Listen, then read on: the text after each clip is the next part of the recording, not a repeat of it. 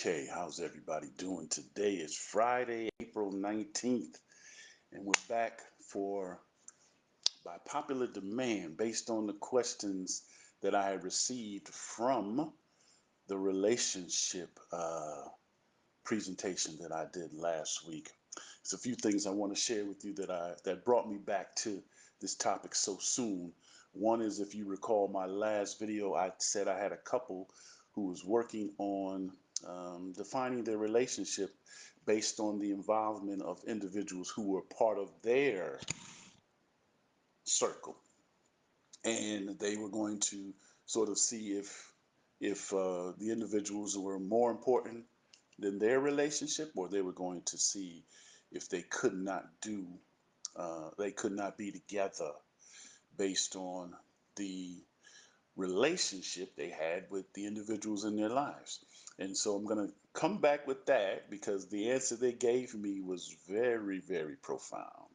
Uh, Shocked me. It shocked me. And what it did is it made me go dig a little deeper about how the social and emotional attachment to some things um, can define how you interact in relationships, and not just physical relationships, but in relationships that are defined by your circle of influence. And I also want to go and I want to talk about what also drew me to bringing this topic back up again is because a very good friend of mine, Lillian, had a post up, and she and I had this discussion.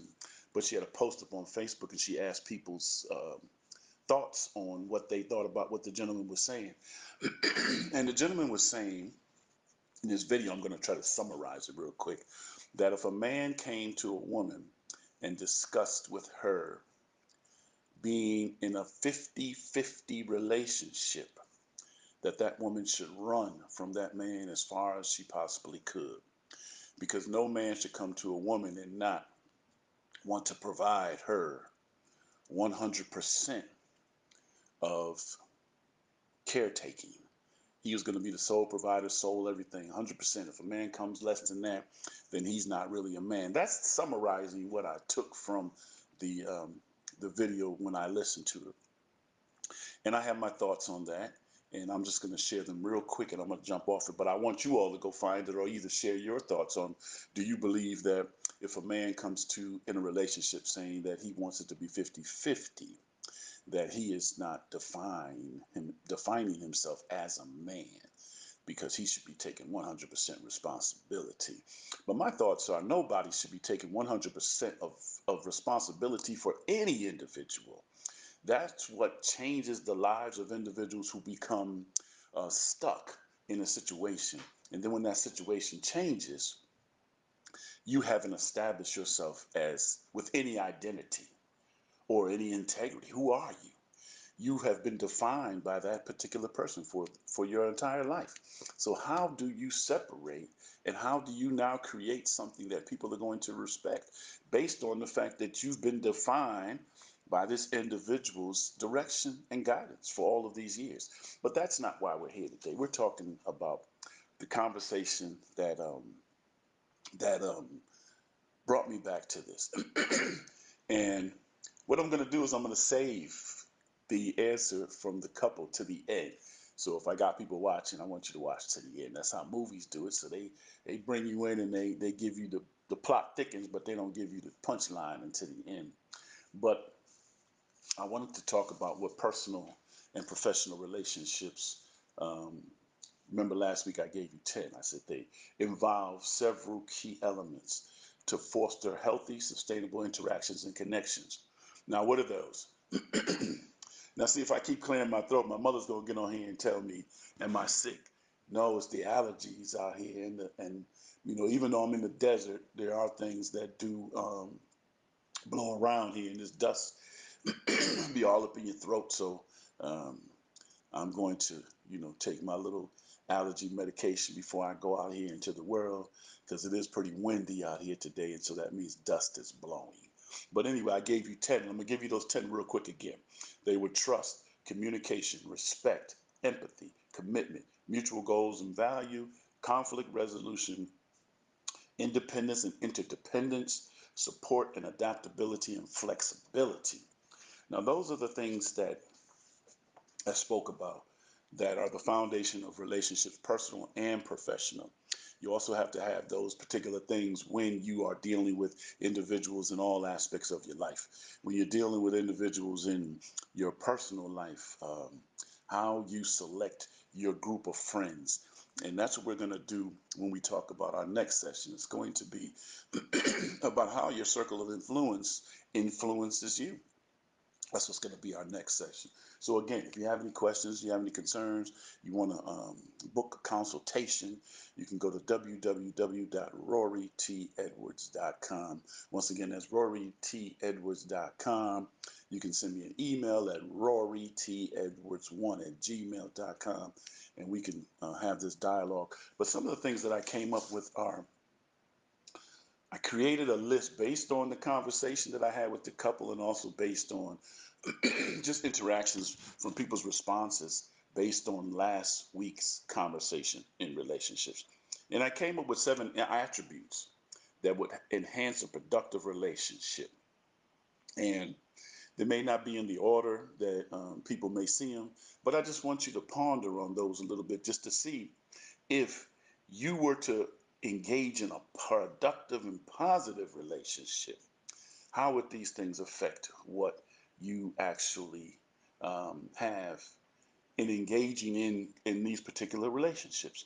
Now, I'm going to give you 7 real quick. Then I'm going to go to the psychological effect of them. I'm going to give you the layman terms, and then I'm going to go to the psychological effect that also these 7 terms have in having and creating an effective and productive relationship, right? So it has to be emotional resilience, inspirational, adaptable, insightful, empathetic, proactive, and supportive. Now, those are the 7. Now, I know I went fast, but I'm going to go back through them again from the psychological perspective. And I'm going to give you a little definition of what I'm saying in reference to them. Now, when I say the psychological makeup of a person embody the attributes are, these attributes are what the makeup of a person has to really sort of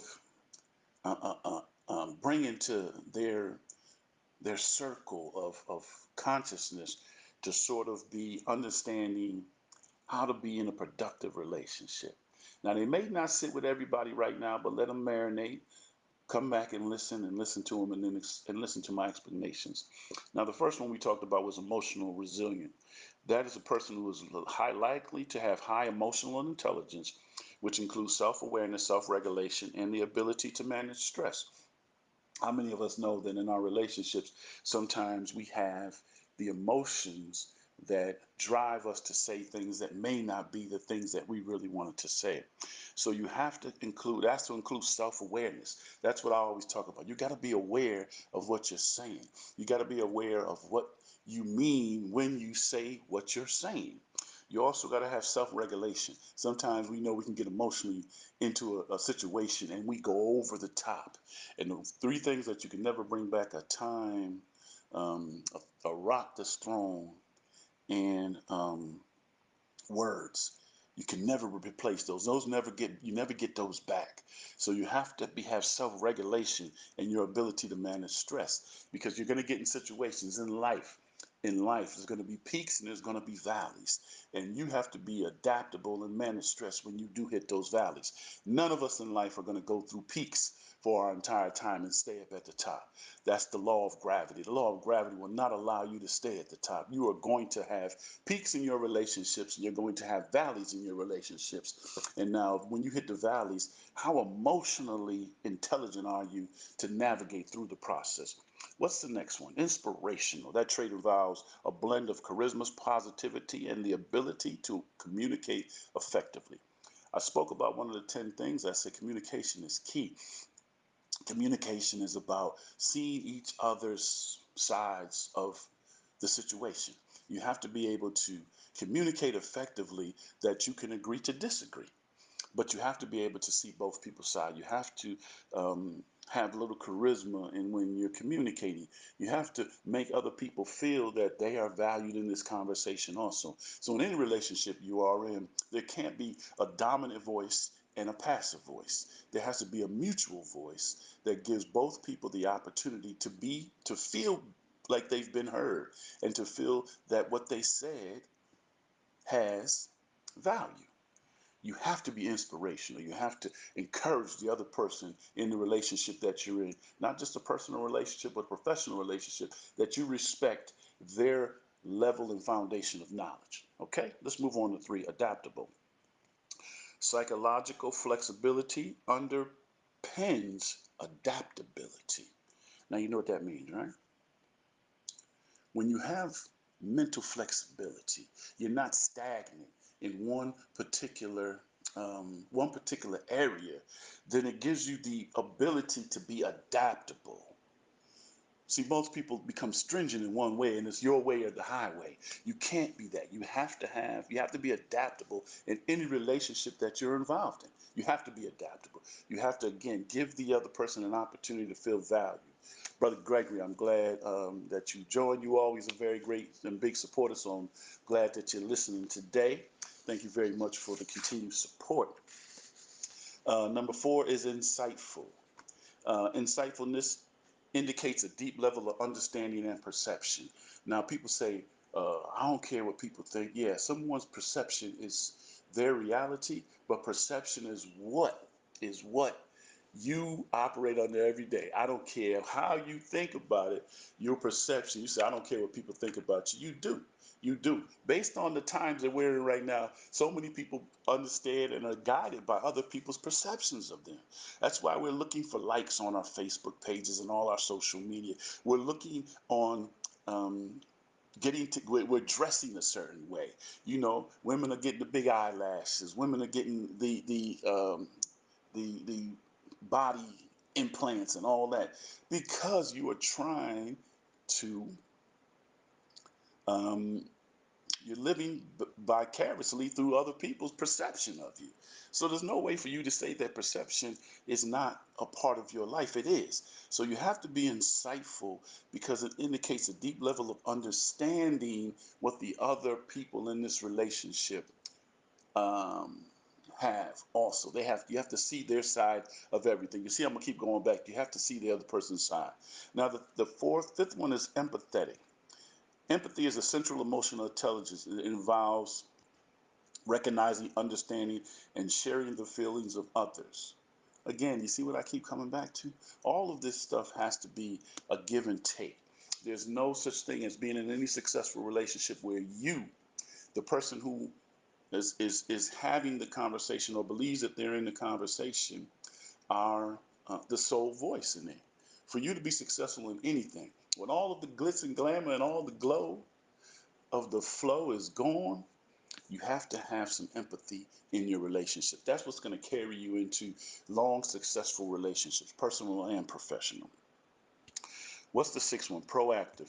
Proactivity is linked to forward-thinking mindset and often involves high level of consciousness.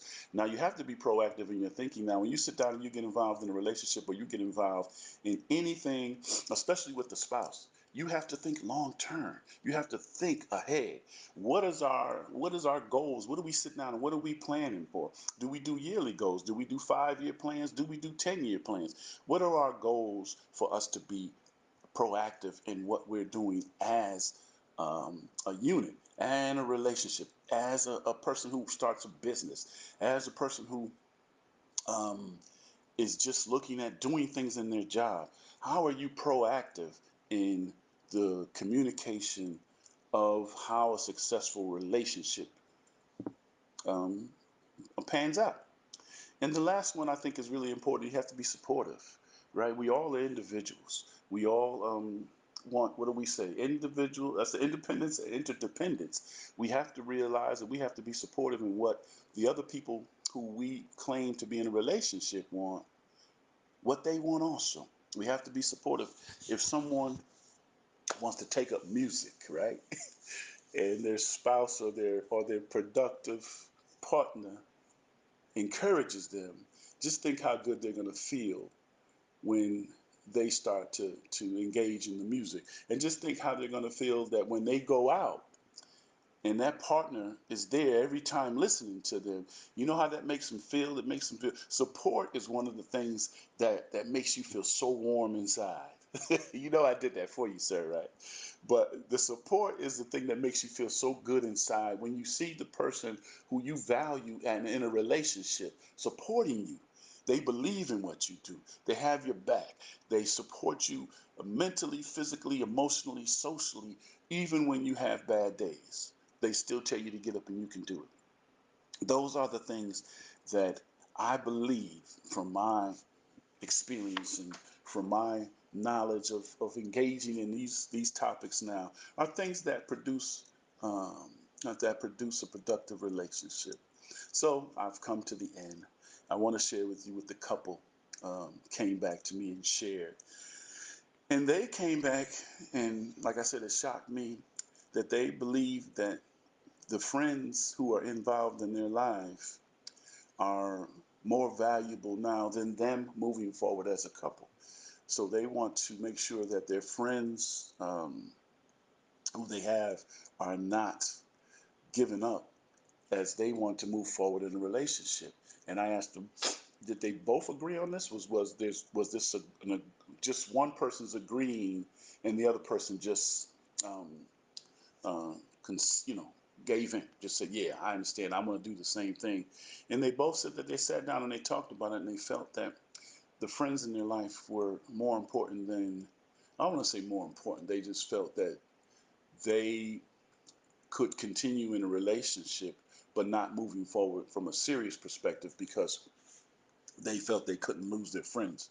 Now, how do I feel about that? Well, I can't feel about it anyway because one thing, we're from two different generations and we think differently. And I believe that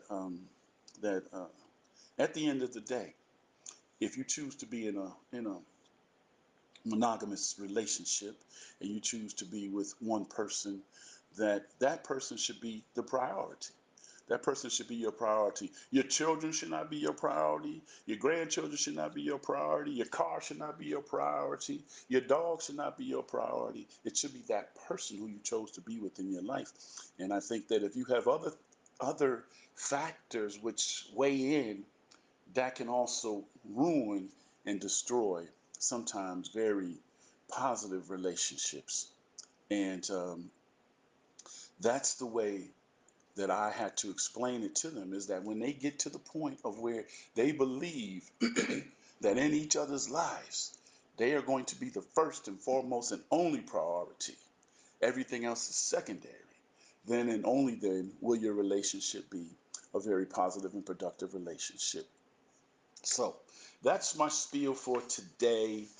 Just wanted to come back because those conversations have come across the airwaves with me about what does it take again to have a productive relationship with people. And I'm going to give it to you one more time, one more again, like they said. But anyway, it's emotional resilience, inspiration, adaptable. You have to be insightful, empathetic, proactive, and supportive. Those are the things that will provide productive relationships in all aspects of your life, just not with a individual who you choose to engage with for a life partner. It's also for everything you do. It's also how you communicate with family members. It's also how you communicate with those who you may not have spoken to in a long time. What value do they bring? What value do they bring to the relationship between you and them? And if it doesn't have value, then it has to go. If it doesn't have value, it has to go. We've been inundated with so many things going on in this country. We have to really pick and choose the right people to be in relationships with. Because if you're involved in a relationship that is not positive and is producing toxic emotional toxins, it could ruin your life. All you got to do is turn on the news if you do and watch every day, and you can see that if you engage in one situation that may be wrong or involve yourself in a relationship that may not be positive, it could ruin your life. All right? Okay, that's my time for today. I want to say thank you. You've been listening to House Calls with Dr. Rory T. Edwards, and I want you all to understand that positive relationships can enhance your overall self-care. It can enhance all of the things you do in life to feel really good about what you're doing in life. and make you a more productive and positive person in other people's lives who you choose to be in relationships with. All right. So until the next time we talk, I told you our next session, which is going to be in a few days, is going to be on the metaphorical use of our personal inflation. Now, I know that doesn't make sense right now, but I'm going to give it to you. I'm going to show you. It's our personal inflation of our influences, who we allow to be in our life. How do we choose the people who are our influences in our life, and how they dictate what happens to you in your life and all of the things that you deal with on a daily basis. That's going to be our next show.